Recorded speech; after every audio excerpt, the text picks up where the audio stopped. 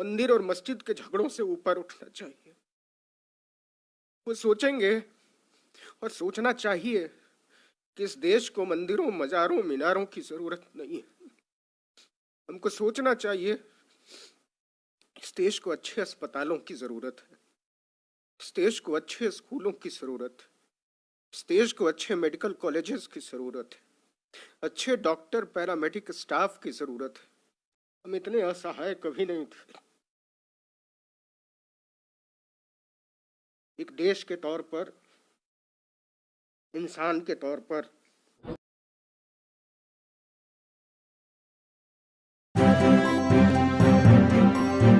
Media voice, आपकी आवाज। लगभग 15-20 रोज की गैर हाजिरी के बाद मैं आपके बीच हाजिर हूं। एक लंबी अस्वस्थता के कारण ये गैर हाजिरी रही। आज जैसे तैसे उठने की हिम्मत बनी है, और ये स्थिति इसलिए बनी है कि आप जैसे हजारों शुभचिंतकों ने दुआएं की हैं, उम्मीदें पाली हैं, और ये विश्वास लगाया है कि इंसानियत पर जो ये हमला हुआ है उसकी सूरत आज नहीं तो कल बदलेगी, बदलनी चाहिए। मैंने आज से पहले इस देश को इस तरीके से लाशों के ढेर में बदलते नहीं देखा। हम इतने असहाय कभी नहीं थे। एक देश के तौर पर, इंसान के तौर पर, डेमोक्रेसी के तौर पर हम पूरी तरीके से निकम्मे, भ्रष्ट और बर्बर साबित हो चुके। हम में से हर एक आदमी अपनी नजरों में गिरा हुआ है। हम सब किसी अदृश्य शक्ति की मदद के उम्मीद में है। ऐसा लगता है जैसे यहाँ कोई सरकार नहीं है, यहाँ कोई प्रधानमंत्री नहीं है, यहाँ कोई व्यवस्था नहीं है, यहाँ कोई अफसरशाही नहीं है, और सबको अपने अपने हाल पर छोड़ दिया गया है। मैंने इससे पहले पिछले 40-45 साल में डॉक्टरों को बिलख बिलख कर रोते हुए नहीं देखा है। आप किसी भी डॉक्टर से बात कीजिए, वो कहते हैं हमको मेडिकल प्रोफेशन से चिढ़ हो गई है, हम इस दिन के लिए तो इस पेशे में नहीं आए थे। ऑक्सीजन के बिना अपने पेशेंट को तड़प तड़प कर मरना डॉक्टरों की नींद उड़ा दे रहा है। और आप यकीन मानिए, मुझे ऐसा लगता है कि आज से साल भर बाद हमारे डॉक्टर बहुत सारी मानसिक बीमारियों से लड़ रहे होंगे।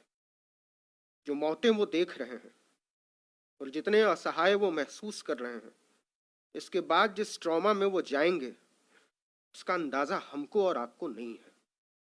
इस देश को नर्क बना दिया गया है, इस देश को दोजख बना दिया गया है, और हम सबको इतना बेचारा बनाकर छोड़ दिया गया है जैसे हमारी कोई अहमियत नहीं। खैर, वो वक्त शायद गुजर जाएगा,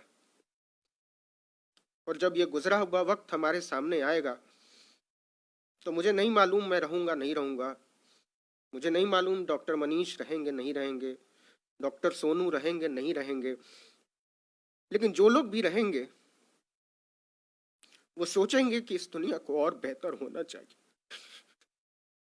वो सोचेंगे कि हमको हमारी आने वाली नस्लों के लिए मंदिर और मस्जिद के झगड़ों से ऊपर उठना चाहिए। वो सोचेंगे और सोचना चाहिए कि इस देश को मंदिरों, मजारों, मीनारों की जरूरत नहीं है। हमको सोचना चाहिए इस देश को अच्छे अस्पतालों की जरूरत है, इस देश को अच्छे स्कूलों की जरूरत है, इस देश को अच्छे मेडिकल कॉलेजेस की जरूरत है, अच्छे डॉक्टर, पैरामेडिक स्टाफ की जरूरत है, दवाइयों की जरूरत है, बिस्तरों और वेंटिलेटर की जरूरत है।